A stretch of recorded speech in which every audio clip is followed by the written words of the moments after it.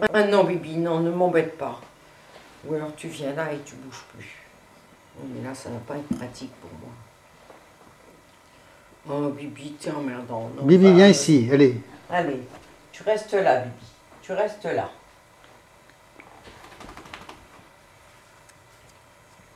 D'accord, ben je suis prête. Vas-y, tu peux y aller là.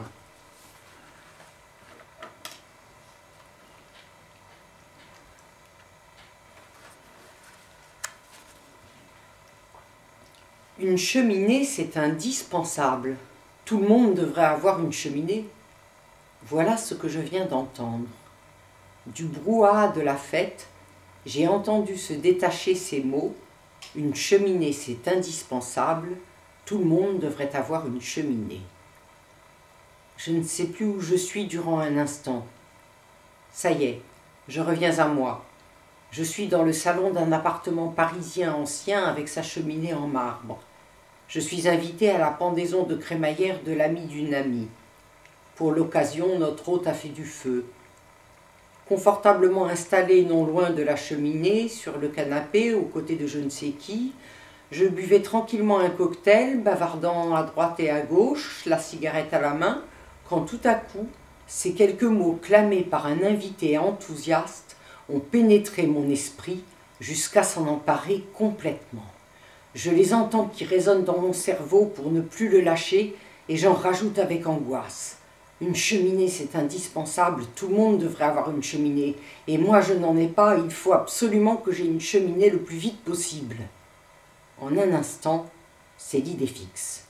Sans pouvoir attendre une seconde de plus, je prétexte une soudaine migraine et j'appelle un taxi. On m'annonce 5 minutes d'attente. C'est parfait. Le temps de récupérer mes affaires, de m'excuser encore de devoir partir aussi vite, de dévaler les 2 étages, de traverser en courant la cour pavée pour rejoindre la rue, et le taxi est là. J'entre dans le véhicule. J'indique mon adresse au chauffeur presque mécaniquement. Tandis que nous roulons à travers Paris, la litanie continue. La litanie continue. Une cheminée, c'est indispensable. Tout le monde devrait avoir une cheminée. Et moi, je n'en ai pas. Il faut absolument que j'ai une cheminée le plus vite possible. Ces quelques phrases ne cessent de se répéter. Je suis dans l'incapacité de penser à autre chose. Puis je m'affole.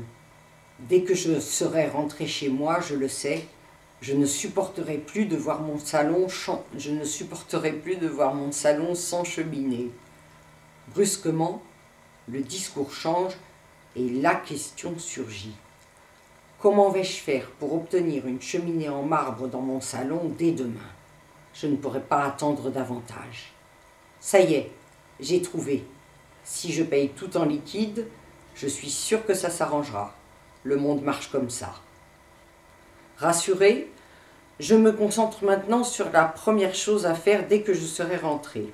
Chercher sur Internet les coordonnées des magasins de cheminées, les jours et les heures d'ouverture et les prix avec les photos de leurs modèles. Il faut absolument que je sache combien retirer à la banque. À ces mots, survient une autre question qui m'inquiète. Comment vais-je faire pour retirer une somme importante en une fois sans préavis? Je n'ai pas la réponse pour le moment et mon inquiétude augmente. Nous arrivons enfin. J'indique au chauffeur l'endroit où il faut s'arrêter. Devant les escaliers, là, insiste-t-il. Oui, c'est ça, dis-je agacé. Et il ajoute en ralentissant, puis en s'arrêtant. Voilà, on est rendu. Vite fait, bien fait, hein? Oui, merci. Sans ajouter un mot, je paye le chauffeur, sors rapidement du taxi et prends l'escalier mécanique, grimpant les marches en mouvement pour rentrer chez moi au plus vite. À peine arrivé, je me précipite sur mon ordinateur et, comme convenu entre moi et moi, je cherche tous les renseignements dont j'ai besoin. Je les trouve en peu de temps. Plusieurs magasins de cheminées classiques en marbre sont regroupés au puce de Saint-Ouen. Je note les adresses précises et les numéros de téléphone. Quant aux prix, qui sont à peu de choses près les mêmes partout, le modèle le plus courant, celui que j'ai vu à la soirée, celui que je veux, coûte 1 000 €. À quoi s'ajoute encore 1 000 € pour le reste? les briques à l'intérieur, la plaque en pierre pour le sol et la pose. Finito. Alors, Ben, je l'ai bien lu, mais j'ai pas mal cafouillé. Mais non, je pas trouve beaucoup. que les cafouillages, c'est pas grave. 4 minutes 30, hein. oui, mais on a laissé, tu vois. Oh, bah, tu pourras couper avant. Oui, oui, si non, tu mais il veux, n'y a pas de hein. problème. Tu as vu, les chronométreurs officiels, tu vois, ils sont là avec les chronomètres pour vérifier. Ouais, là. ouais. Mais je l'ai pas mal lu, ça va. Ah, ben C'est- très bien. qu'est-ce que t'en Alors, penses? On était subjugués, hein, c'est vachement bien. Hein. Ah ouais. Non, c'est bien. Ah ouais, ouais, ouais. Ah Bien. bon, je l'ai bien lu alors. Oui. Ah bon. Et c'est un record, ça, hein. Bon, un record, pourquoi? De longueur, là, un marathon. Ah oui, mais moi je pensais que ça allait durer beaucoup moins longtemps. Ah oui, normalement, ça dure moins longtemps quand on n'est pas une vedette. Comme Ah ça. ouais, et puis l'âge de coquin, je le connais le coquin. Quand il filme comme ça veut dire qu'il va le garder ça. Donc, tu le regardais en même temps. Donc, on voit ton Bah, visage. j'ai fait ce qu'il m'a demandé au début, j'ai été Donc, t'es une obéissante, comédienne, t'es bien j'ai soumise. regardé la caméra en Tu peux mettant mes remettre tes lunettes. téléphones, au fait. Hein. C'est bien. Et tu as lu comme ça, sans... Mais quand même, Sans hésitation, sans j'avais rien le du trac, tout. j'avais peur de très mal le lire. Maintenant, ça s'est bien passé. Et, Tu vas le voir, tu vas te voir. et c'est un texte qui a un rythme, et ça doit aller de plus en plus vite, et j'avais peur de rater ça. Ah oui, oui. Par contre, j'ai bafouillé. Ah oui, quand t'es même. éclairé, là. La fin, je l'ai moins bien lue parce que je m'attendais pas à lire jusque-là. Alors, je sais pas, en fait, Oui. le début, je m'étais un peu entraînée à le lire, et vers la fin, je m'étais pas trop Ça entraînée. n'était pas le début. et- Ça n'était pas Non, le mais la début de fin ton- du début. Oui.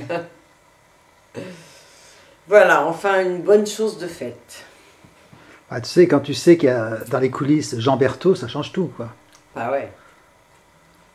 Dis-nous vraiment tout Ah, on ce que t'a tu penses écouté, de Jean Bertrand. on t'a écouté, hein. On t'a Ah, écouté. ben Jean Berthaud, alors Jean Berthaud. Moi, j'en mets rien à dire, Il n'y a rien à dire. Ouais. Ben voilà, ben ça Ah, c'est mais- Jean Berthaud. Ah, Jean Berthaud, tu veux parler de Jean Berthaud, tu dis je sais rien, Jean Berthaud, il n'y a rien à dire, il y a rien à dire. Jean Berthaud, c'est un des plus grands poètes contemporains ah bah, je chante bien, oui. qui n'en a même pas conscience et qui se prend pour un petit bonhomme insignifiant alors que tout le monde C'est que l'aime, je suis un peu- alors que tout le monde le Tout le recherche. monde, tu parles, tout le monde a une dizaine. J'ai une dizaine de. Eh ben, tu crois qu'il y a beaucoup de gens qui ont une dizaine d'amis? Ah, non. Non, je parle de lecteurs.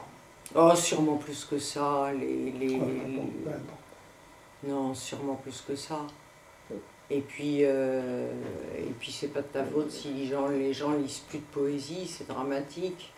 Les gens lisent plus de poésie. Moi, les gens ne lisent plus du tout. Quoi. Les gens lisent plus du tout. Ils ont enlevé le grec et le latin.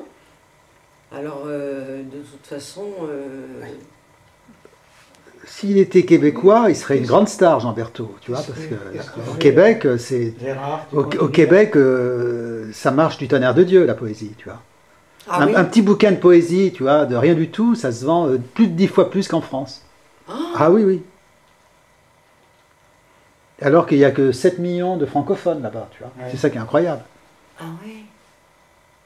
Et puis, ils aiment mieux leur langue que nous. Hein. Le français, ils le défendent. Le canadien, Oui, tu penses? ah oui. Ah bon? Ils parlent un français plus crois, oui. littéraire? Pas plus littéraire, mais enfin... Non, ils parlent un français, alors que nous, on parle un franglais. Oui, ouais, Bah, sans plus aller jusqu'à parler parce un qu'ils doivent se français sentir littéraire, cernés par l'américain, un là, français, donc, français, oui. Où il n'y a pas des addictions.